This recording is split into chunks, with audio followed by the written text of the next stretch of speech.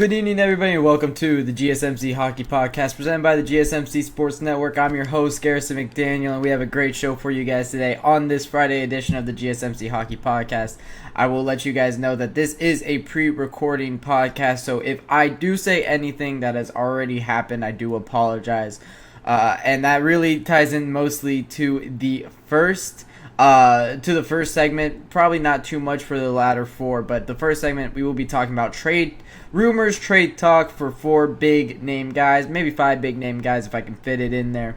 And so if they're already gone from their teams that I'm talking about them, I do apologize for that. I am pre-recording this on Wednesday as it is the 4th of July weekend. We got the go-ahead from our boss here at the GSMC Sports Network to go ahead and pre-record, enjoy our 4th of July. So thankful to be able to do that. So if I do say anything during this podcast, last little bit of a disclaimer here, if I do say anything during this podcast that has already happened, I do apologize. I'll get to it, and if there's something big that does happen over the next coming days, I promise you guys, Monday, I'll be back here live in the evening at 8:30, and we'll be able to talk about it, so no worries there. But as I am saying, the first segment is going to be trade talks for a few guys that, have been big in the trade rumors, big names here, and we'll see where they go. Segment 2, then we'll be talking about middle teams going all in, as I feel like it's been a little bit of a trend, and there's got to be teams that miss the playoffs. Who are those teams kind of on the outside looking in, and did the middle teams do enough to really put themselves in cup contention? Next, in my third segment of the night, we're going to be ranking the divisions post-free agency, ranking the four divisions, see where they all stack up amongst each other, as I feel like it is very telling into the season how the divisions are doing. It makes, with this playoff format, it makes it harder to reach the playoffs in a division that's super stacked like some of the Eastern Conference divisions are. So we'll be talking about that. And then in our fourth segment, we'll be doing the Boston Bruins season preview, continuing with my little every team season preview that I started on Wednesday. And then in our fifth and final segment of the night, I will be ranking the top 20 prospects in the NHL. But before we get into that, as always, guys, if you would like to help support the show in more ways than you guys already do, use the tips and donations link at gsmcpodcast.net. It does go a long way here at the GSMC Sports Network, and we appreciate any little bit of help that you guys can. So use the tips and donations link at the gsmcpodcast.net for that.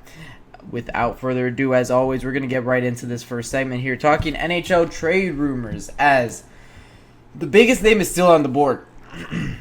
Martin Necas has made it very clear that he does not want to be a Carolina Hurricane. He doesn't enjoy the role that he has on this team. Now, granted, maybe with Teuvo Teravainen leaving in the free agency period to the Chicago Blackhawks, I sounded so Chicagoan when I said that.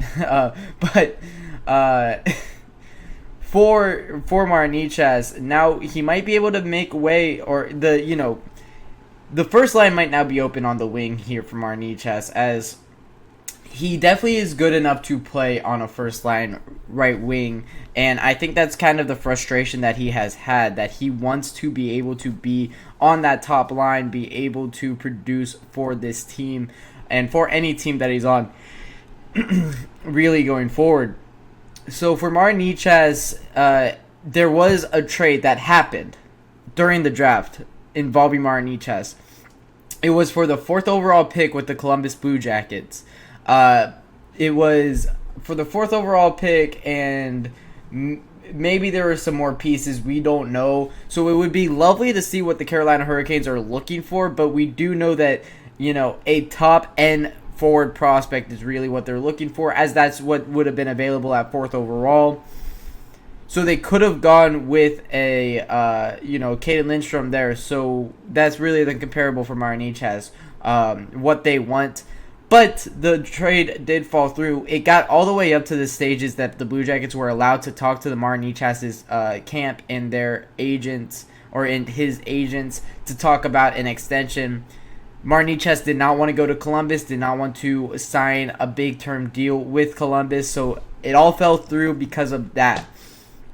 So Now, for the Carolina Hurricanes, where do you go with Marniches? Well, we don't really know. We all thought he was going to be moved at the 2024 NHL deadline. Elliot Friedman did report it, as I mentioned. But for their new general manager, this is a really difficult decision to make. Your first... your first big decision is, well, I guess you moved on from Jake Gensel, and that was a big decision. But your next one for the new general manager, who is... let me make sure I get his name right. It is... I know it's in this article somewhere. Tulsky, there it is. Yep, it's Eric Tulsky is the new general manager for the Carolina Hurricanes. I needed to make sure I got that right. But this is a difficult second decision here that you're making, whether or not you want to move on from Marniches. The forward core cleared up a little bit, but you're still having, Aho, maybe a Kokoniemi or Kuznetsov on that first line. So Marniches still might be playing a little bit down the board here for the Carolina Hurricanes, might be playing on the, the second or third line. And I think that he made it very clear that he wants more minutes. He wants to be a bigger role. I think he kind of wants to have that. He is a right wing, but I think he wants to be that kind of Sebastian Aho for the Hurricanes, kind of be the center of every play that is made. Just number one guy. He thinks he's good enough for that role and for that position, and who's to tell him he's not? He's a fantastic talent, he's a fantastic forward, and he is going to be able to produce wherever he goes if he does stay in Carolina or if he does move on. It's a long offseason. They have many months to figure things out with Marniches, but as things stand, the RFA is currently not under contract but is qualified by the Carolina Hurricanes. Next player, Patrick Laine, as these two names have been very hand in hand, but for Patrick Laine, we know he's going to be moved this offseason. He is still in the NHL Player Assistance Program, so we don't know if he's going to, if we're waiting for him to move out of the program or if a deal can be made while he is in. He is able to be traded while he's in the Player Assistance Program, and teams are able to talk to his agents while he's in the player assistant programs. No teams can directly talk to Patrick Laine, including the Blue Jackets themselves. So it's going to be, well, I actually don't know. I think the Blue Jackets can talk to Laine. It would make sense that they would be able to. But for Patrick Laine, what does he warrant in a trade back? And I think that that's the decision that Don Waddell is currently needing to be made. A lot of teams aren't looking to take on. He has 8.75, I think, is his contract over the next 3 or 4 years.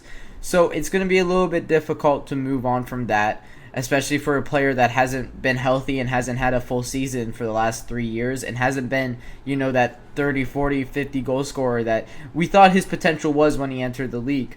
So it will be very interesting to see what the Blue Jackets can get back in return for Laine, or what they're going to be able to, or if they're going to be able to keep him and convince him that this team is good. Because honestly, if the Blue Jackets add Patrick Laine to this forward group, I think this team is pretty solid. I don't think that they're good enough to compete in the Metro, but I do think that they're going to be a lot better than they were the last few seasons, as they have picked in the top 5 of every pick since 2021, which is not what you want. You want to be in the playoffs, right? You don't want to. They're in a rebuild, so I guess right now, if there is a time to get so many top 5 picks, it is the time. But they've had 6 first-rounders in the last 4 years, and for the Blue Jackets, it's time for them to start winning now. And they got Johnny Gaudreau. Sean Monahan is gonna, Sean Monahan is gonna help them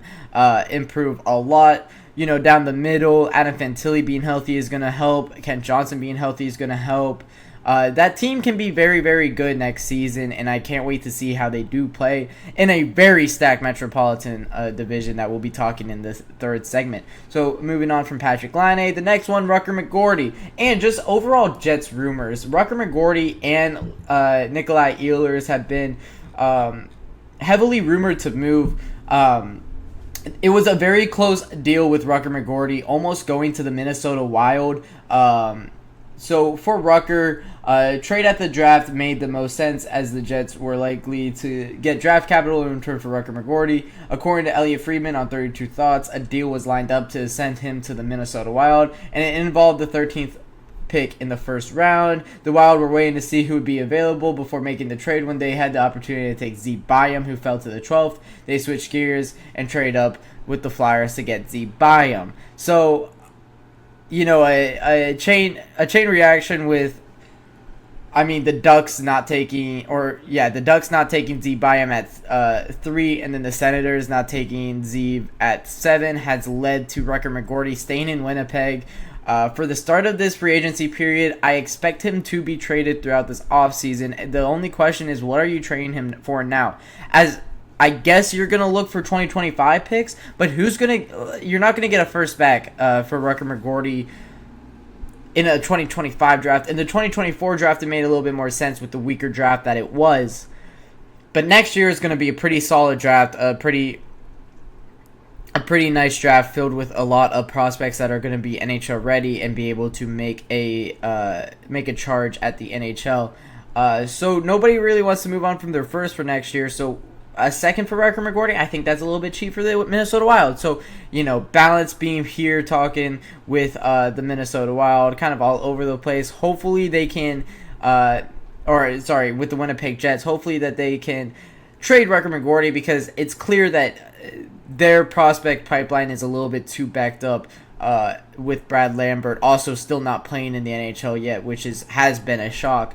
But for Rucker, going back to Michigan for a third season in a row left a lot of head scratching, including mine. So we'll see what they decide to do, as I do expect the Winnipeg Jets to move on for Rucker. But for Nikolai Ehlers, it does seem like Nikolai will stay a Winnipeg Jets for next season. He was heavily rumored going into the draft that he would move, but it seems evident to me that they have no intentions on moving him, as they do expect to compete in the Central next year again.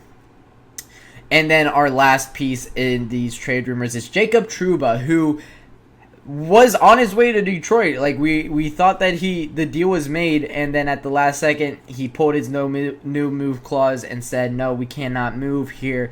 Jacob Trouba signed a 5-year deal in 2019 worth $8 million AAV, and in it he included a no move clause because of his wife. His wife is in residency in a New York hospital, and to move, it would really be to split up a family, and you can't really do that. So he does stay in New York from his wife's